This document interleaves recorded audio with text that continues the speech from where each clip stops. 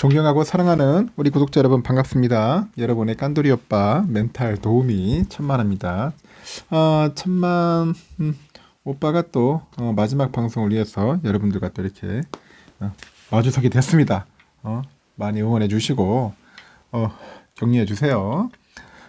깐돌이 오빠도 멘탈이 약해요. 멘탈이 약한다. 여러분만큼 약할 수도 있어요. 갑자기 이 노래가 생각나더라고. 이승기 노래 정신이 나갔었나봐. 이 완전 멘탈이 나갔었나봐요. 이 노래 있잖아. 정신이 나갔었나봐. 그땐 내가 어떻게 너를 떠나가. 그렇잖아요.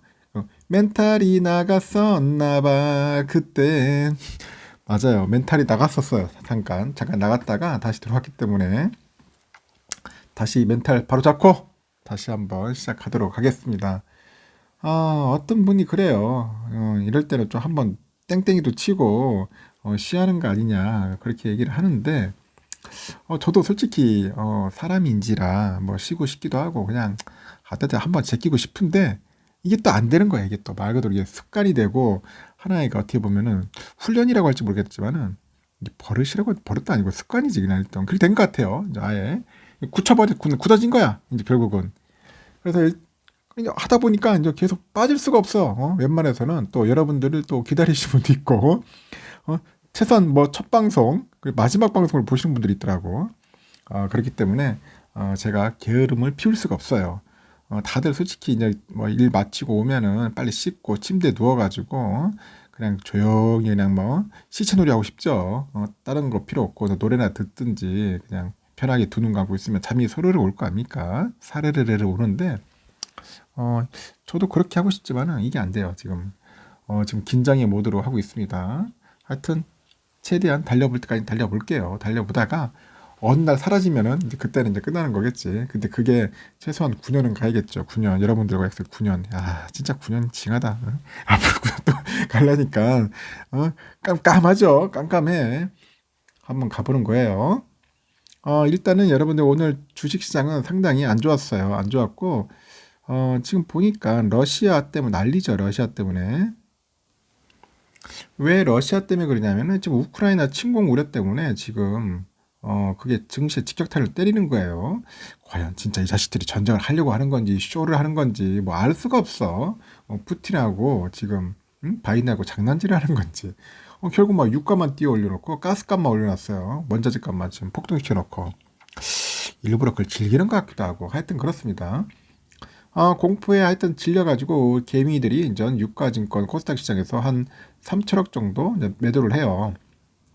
그리고 이제 코스닥 지수가 이제 급락을 했는데 이상하게 개미가 도망갔어. 외인과 기관이 팔아야하는데 개미들이 팔고 도망갔다.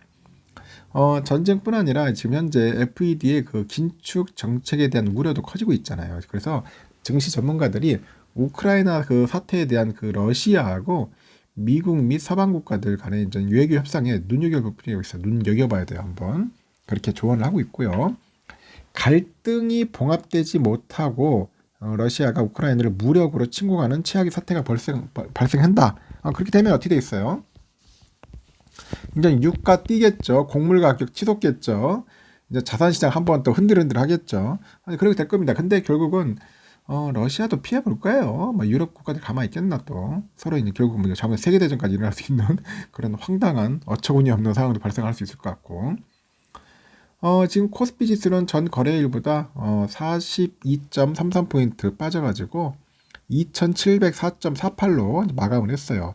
장중 한때 2700선을 내주기도 했는데 2688.24까지 가더라고. 쭉 빠졌어.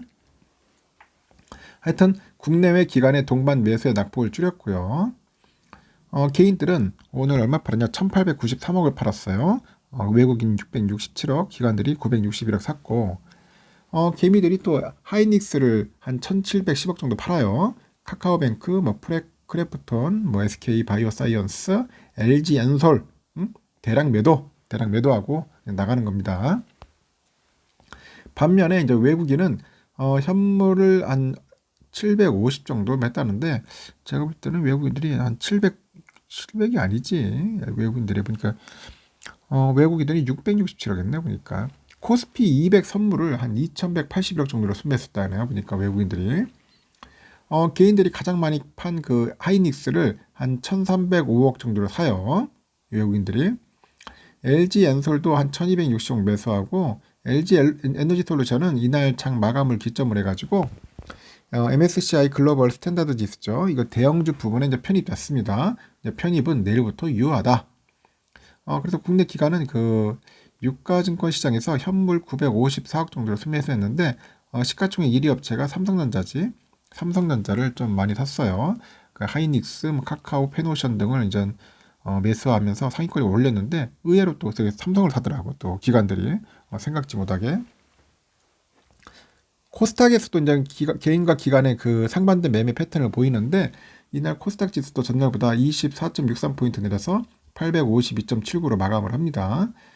개미들이 한 1167억 정도 순매도 했고 외국인이 949억, 기관은 195억 정도로 사들여요.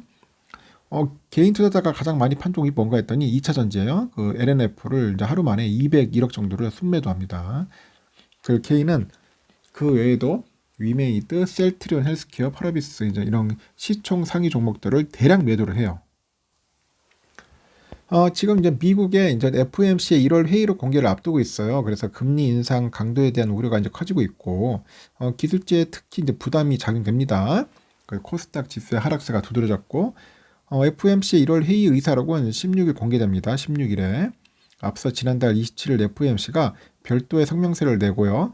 대차 제조표 축소 속도를 높일 가능성을 시사를 했습니다. 그래서 연준 위원들의 그 논의 내용을 확인할 필요가 있죠.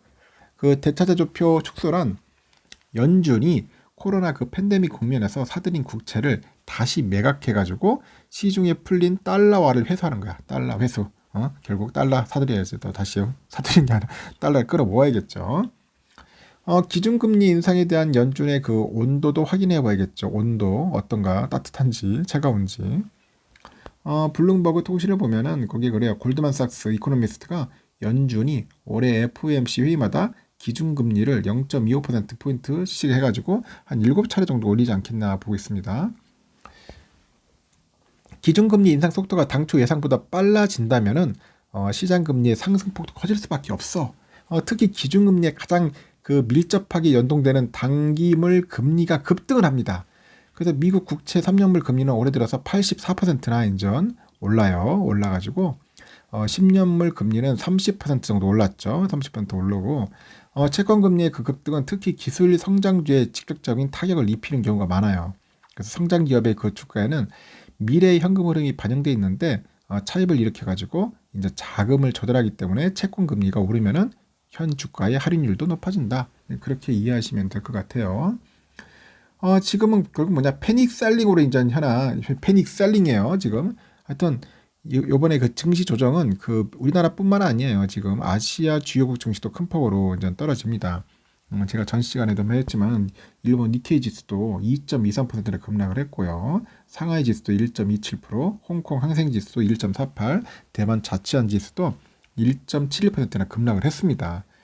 하여튼 이날 보니까 전 세계 시장을 공포에 빠뜨린 것은 러시아의 우크라이나 침공 가능성이고 러시아가 지난 10일부터 우방국이죠. 벨라루스하고 합동 군사 훈련을 실시하면서 우크라이나에 대한 군사 압박을 강화하고 있다. 그렇게 얘기를 하고 있고요. 바이든 대통령이 이제 푸틴 대통령과의 그 3차 전화 담판이 아무런 결실 없이 종료됐다고 합니다. 그러다 보니까 바이든 대통령이 그 우크라이나 대통령과의 전화 통화에서도 러시아가 우크라이나를 공격할 경우에 동맹 및 파트너들과 함께 신속하고 단호하게 대응하겠다. 약속을 해요.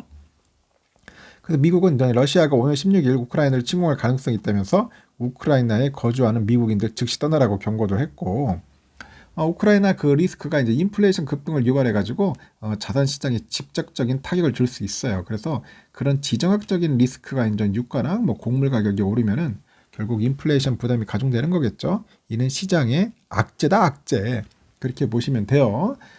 지금 보니까 서부 텍사스산 원유도 보니까 올해 들어서 24%나 가까이 상승을 했어. 런던 선물거래소에 보니까 거래되는 그 브렌트유도 한 4월물 가격이 한 21% 이상 올랐고 옥수수가 선물 3월물 가격이 올해 들어서 4.7%, 대두는 한 3월물이 한 19%나 급등했다네요. 와, 대두가 그렇게 많이 오르나? 하여튼 현재 우크라이나 사태를 해결하기 위해서 동시다발적인 외교 협상이 진행 중인데 이 노력이 어떻게 진행되는지 한번 잘 살펴봐야 할 것 같고요. 지금 그 독일 총리죠. 울라프 숄프라는 사람이 있는데 한 14일에서 15일 정도에 우크라이나하고 러시아를 순서대로 방문해가지고 젤렌스키 대통령하고 푸틴 대통령을 만날 것 같아요. 그래서 우크라이나는 러시아를 포함해서 OSCE라고 있는데 유럽 안보 협력 기구의 회의를 긴급 소집할 것을 요청한 상태고 18일에서 20일 정도에는 유럽 최대 규모죠. 연례 국제 안보 회의인 미넨 안보 회의가 열릴 것 같다. 뭐 그런 이야기가 있습니다. 하여튼 참 흥미롭습니다. 상황이 이렇게 흘러가요.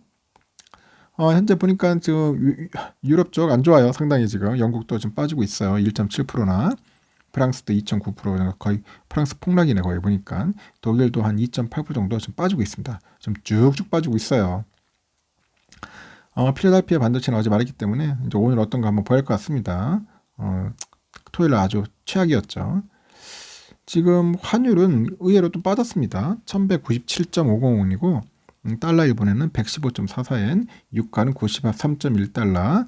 지금 일본 엔화도 1039.81원인데 좀 올랐고 유로화가 1354.79원이야. 빠졌어요 밑으로. 중국 위엔화도 188.10원 빠지고 있고 휘발유값 1714.12원 좀 오르고 있고 국제금값 1840.8달러, 국내 금값은 71,490.27원 이렇게 조금씩 오르고 있습니다. 10년물 국채금리는 지금 보니까 1.922예요. 1.92인데 상황이 좀 안 좋아요. 좀 빠졌다가 올랐다가 하는데 1.9대에서는 계속 놀 것 같습니다. 잠깐 슈팅하면 2%도 날아갈 수도 있겠어요. 하여튼 금리가 상당히 좀 불안정하고 있고 선물도 지금 보니까 아주 안 좋습니다. 지금 보니까 벌써부터 흘러내리기 시작합니다. 또 다우도 0.75, S&P 0.89, 나스닥 1.12, 러셀 0.94 지금 시원하게 흘러내리고 있습니다. 좀 유럽은 말할 것도 없어. 지금 독일 거의 한 3% 정도 빠지고 있고 프랑스 3.3%, 영국 0.9, 유로 3.14, 이탈리아 3.08. 그나마 영국이 조금 빠지는데 그래도 거의 1% 가까이 빠지는 겁니다. 선물도 상당히 안 좋다. 오늘 삼성전자 아주 쇼킹했습니다. 이렇게 또 빠질 줄에 생각지도 못했다고 했는데 제가 어제 그랬죠. 빠진다고. 오늘도 이렇게 빠졌기 때문에 내일도 또 빠질 수도 있어. 내일도 잘못하면 73,000원도 간당간당하지 않겠나 보고 있습니다. 내일도 좀 위협받을 수 있다. 한 1%는 더 빠질 수 있어요. 그래서 여러분 안전벨트 잘 매하고 우선주 또한 마찬가지야. 지금 67,000원인데 66,000원대까지도 밀릴 수가 있어. 지금 보니까 흐름 자체가 지금 좀 더 조정을 받을 것 같습니다. 그래서 내일은 한 1%, 많으면 2%겠는데 한 1% 이상은 빠질 것 같습니다. 1에서 1.5 그 정도로 보일 것 같아요. 오르기는 좀 힘들 겁니다. 삼성뿐이 아니에요. 뭐 하이닉스는 좀 올랐다고 하는데 하이닉스는 잠시 동안에 뭐 호재가 있는데 하이닉스도 그렇게 계속 오를 수는 없을 겁니다. 지금 볼 때는 하여튼 모든 종목들이 안 좋아. 좀 초토화됐다. 그래서 너무 흥분에 거기에 대해서 슬퍼하지 마세요. 뭐 운다고 해결될 것도 아니고 하여튼 이럴 때일수록 우리가 멘탈 관리 잘합시다. 제가 아까라니 처음에 얘기했죠. 멘탈이 나갔었나 봐. 멘탈 안 나가도록 우리 꽁꽁 묶읍시다. 동아줄로 꽁꽁 묶어가지고 잘 견뎌냈으면 좋겠어요. 힘내세요. 좀 빠지면 빠지는 대로 가면 돼요.